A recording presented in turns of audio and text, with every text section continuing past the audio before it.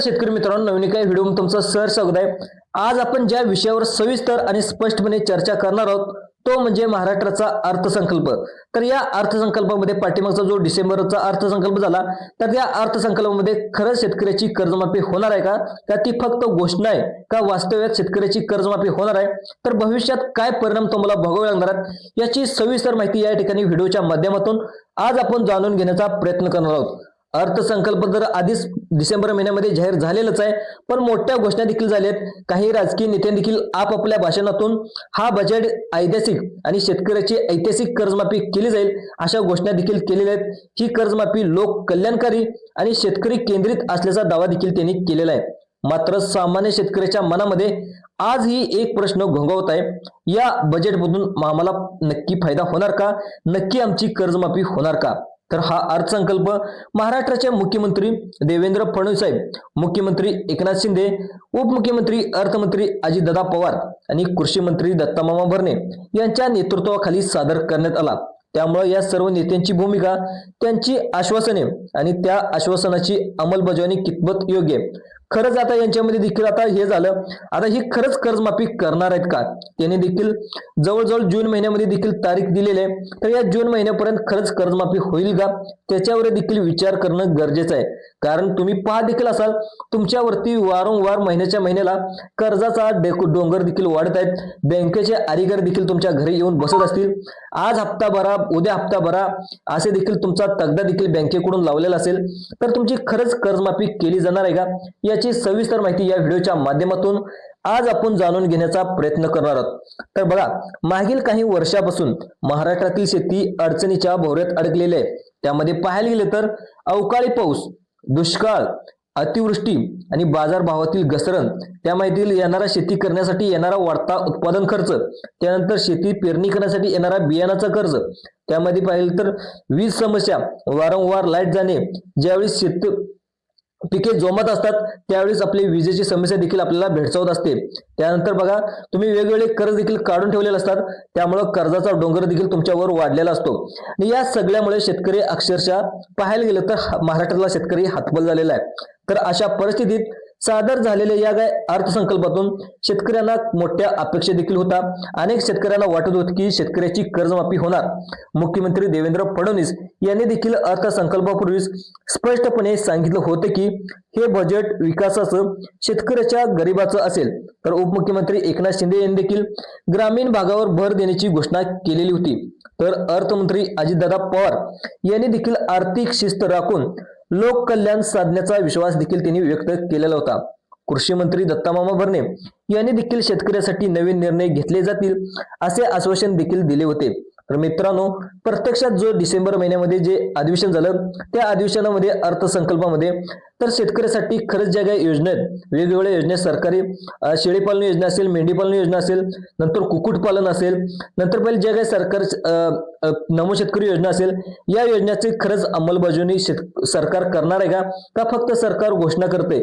तुम्ही देखील पाहत असाल जो काय नमो शेतकरी योजनेचा हप्ता आहे तो नमो शेतकरी योजनेचा हप्ता देखील अजून देखील शेतकऱ्याच्या खात्यावरती जमा झालेला नाही। पीएम किसान योजनेचा हप्ता जो केंद्राचा हप्ता आहे तो केंद्राचा हप्ता जमा झाला तरी महाराष्ट्र सरकार अजून देखील नमो शेतकरी सन्मान निधी योजनेचा हप्ता जे काही 2000 रुपये ते देखील अजूनपर्यंत जमा केलेला नाही। त्यामुळे सरकार फक्त घोषणाच करते का प्रत्यक्षात आमच्या खात्यावरती पैसे जमा होत आहेत असा विचार देखील आता शेतकरी करत आहेत। तर मित्रांनो, शेतकऱ्याकडून पाहायला गेलं तर अर्थसंकल्प सादर होण्याआधी अनेक अपेक्षा देखील सरकारकडून होत्या।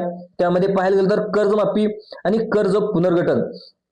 आता अनेक शेतकऱ्यांना वाटत होतं की आमची कर्जमाफी होईल आणि कर्जमाफी झाल्यानंतर आम्हाला शेती करण्यासाठी, आमच्या शेतातील कामे करण्यासाठी पुन्हा आम्हाला नवीन कर्ज देखील दिले जाईल अशा अनेक अपेक्षा होत्या, पण त्या अपेक्षेचा अक्षरशः भंग झालेला आहे। शेतकऱ्याच्या स्वप्नाचा चकनाचूर झालेला आहे। तर मित्रांनो, अजून देखील शेतकऱ्याची कर्जमाफी झालेली नाही, त्यामुळे अनेक शेतकरी अक्षरशः अश्रू गाळत आहेत। तर मित्रांनो, दुसरं पाहिलं गेलं तर पीक विमा, आता पीक विमा योजनेतील देखील सुधारणा हे देखील पाहणं अतिशय गरजेचं आहे। तर अनेकदा पीक विमा योजनेत देखील ज्या शेतकऱ्याचं खरोखरच नुकसान झाले अशा शेतकऱ्यापर्यंत पीक विम्याचे पैसे त्यांच्या खात्यामध्ये पोहोचत नाहीत। तर अनेक देखील चुकीच्या पद्धतीने कागदोपत्री अनेक धनदांडगे शेतकरी देखील याचा लाभ घेतात।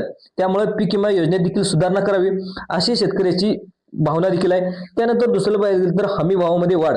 तर मित्रांनो, जो आम्ही शेतकऱ्याचं भाजीपाला असेल, नंतर जे काही आम्ही शेतातून उत्पादन घेतो त्याला फिक्स रेट आणि चांगला दर द्यावा अशी देखील शेतकऱ्याची अपेक्षा असते आणि वेळेवर खरेदी देखील करावी अशी देखील शेतकऱ्याची खरेदी असते.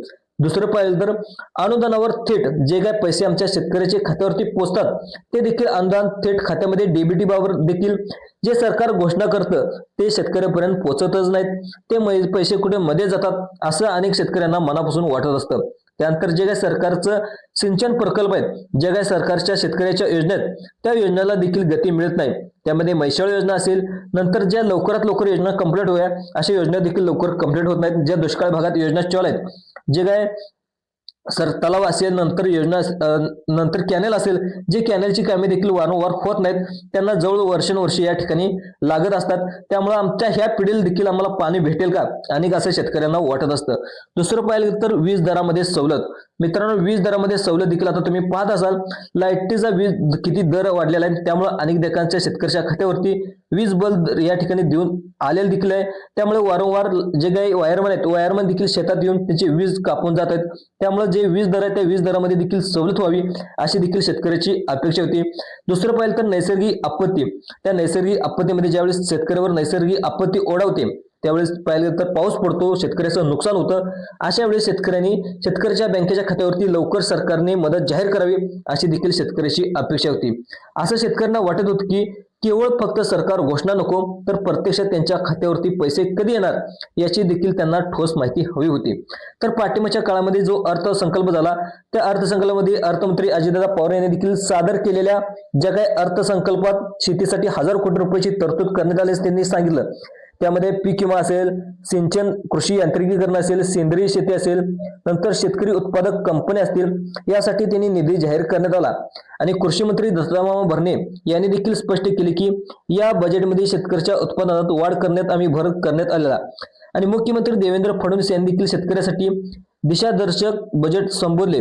मात्र उपमुख्यमंत्री एकनाथ शिंदे यांनी देखील ग्रामीण भागातील पायाभूत सुविधावर लक्ष केंद्रित करून आम्ही हा बजेट सादर केले. त्यांनी डिसेंबर महिन्यातलं अधिवेशन झालं त्यामध्ये त्यांनी सांगितले. पण जो पीक विमा योजना आहे त्या पीक विमा योजना देखील भरपूर घोळ आपल्याला पाहायला मिळतोय. कागदावर फक्त ही पीक विमा योजना आपल्याला चांगली दिसते, पण पीक विमा योजना ही शेतकऱ्यासाठी अत्यंत महत्त्वाची योजना आहे. तर बजेटमध्ये देखील पीक विमा योजनेवर अधिक पारदर्शक आणि शेतकऱ्याच्या विरुद्ध करण्याची घोषणा देखील त्यांच्या मार्फत करण्यात आली. मात्र शेतकऱ्याचा अनुभव पाहायला गेला तर वेगळाच आहे. नुकसान होवे देखील भरपाई या ठिकाणी मिळत नाही. नंतर सर्वे देखील उशीर होतात. अनेक कंपन्या देखील त्यांच्या जबाबदाऱ्या आहेत त्या झटकून देतात. ही पाहायला गेलं तर शेतकऱ्यांची वास्तविकता आहे. कृषी मंत्री दत्तात्रय भरणे यांनी देखील या त्रुटी दूर करण्याचं आश्वासन दिले. पण हा शेतकऱ्याचा प्रश्न, हे बदल प्रत्यक्षात कधी लागू होणार ते देखील पाहणं अतिशय गरजेचं आहे. आता अर्थसंकल्पात थेट कर्जमाफीची घोषणा न झाल्याने अनेक शेतकरी निराश देखील झाले आहेत.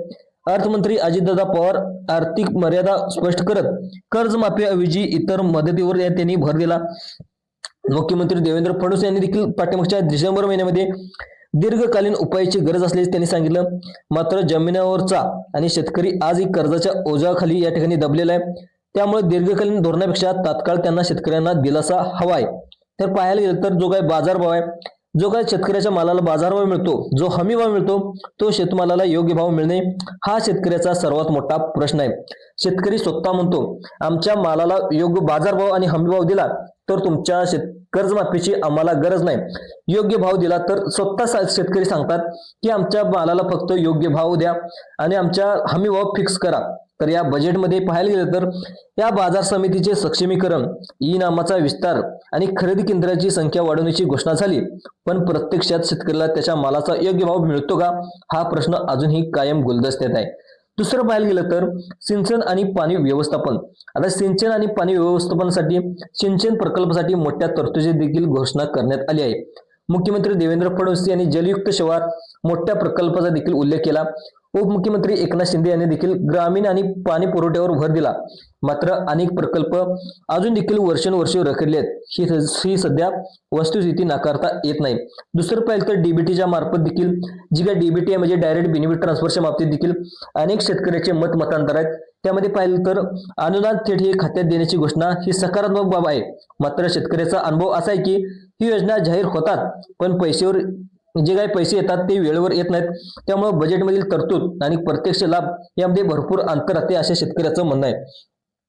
आता जो काही मागील बजेट झालं त्या मागील बजेटमध्ये देखील आता किती घोषणा पूर्ण झाला याचा आढावा देखील घेणं अत्यंत गरजेचं आहे. अनेक योजना फक्त कागदावरच राहिल्या आहेत असा शेतकऱ्याचा आरोप आहे. त्यामुळे यावेळी शेतकरी देखील या ठिकाणी नाराज असल्याचं आपल्याला पाहायला मिळते. आता मग दुसरं पाहिलं तर राजकीय दावे आणि शेतकऱ्याच्या भावना काय ते देखील आणि मुख्यमंत्री देवेंद्र फडणवीस आणि उपमुख्यमंत्री एकनाथ शिंदे आणि अर्थमंत्री अजितदादा पवार, कृषी मंत्री दत्तामा भरणे यांनी आपापल्या भाषणातून सकारात्मक भूमिका मांडलेली आहे. मात्र शेतकऱ्याच्या भावना या ठिकाणी पाहायला गेलं तर वेगवेगळे, त्याला शब्दापेक्षा कृती महत्वाची असते. आणि भविष्याचा अंदाज पाहायला गेला तर हा अर्थसंकल्प प्रामाणिकपणे राबवला गेला तर काही प्रमाणामध्ये शेतकऱ्यांना दिलासा मिळू शकतो. पण अंमलबजावणीची खरी कसोटी शेतकऱ्यांना जागरूक राहून व्यवस्थित माहिती घेतली पाहिजे, त्यांच्या हक्कासाठी आवाज उठवला पाहिजे. हा देखील तुमच्यासाठी अत्यंत महत्वाचा आहे. एकंदरीत पाहता महाराष्ट्राचा अर्थसंकल्प आश्वासनांनी फक्त भरलेला आहे. मुख्यमंत्री देवेंद्र फडणवीस, उपमुख्यमंत्री एकनाथ शिंदे आणि उपमुख्यमंत्री अर्थमंत्री अजितदादा पवार आणि कृषी मंत्री दत्तामा भरणे यांची नावे आणि भूमिका यांच्यामध्ये स्पष्ट दिसते. मात्र शेतकऱ्याच्या दृष्टीने अंतिम प्रश्न एकच आहे, घोषणा म्हणजे शेतकऱ्यांची कर्जमाफी कधी होणार. तर हा बजेट कागदपत्रापुरता न राहता शेतकऱ्याच्या जीवनात खरा कधी बदल घडवेल अशी अपेक्षा देखील अनेक शेतकरी आपला व्यक्त करत आहेत. मित्रांनो, आपण इथंच थांबूया. ही माहिती आवडली असेल दुसऱ्या शेतकऱ्याला देखील शेअर करा. जय जवान जय किसान.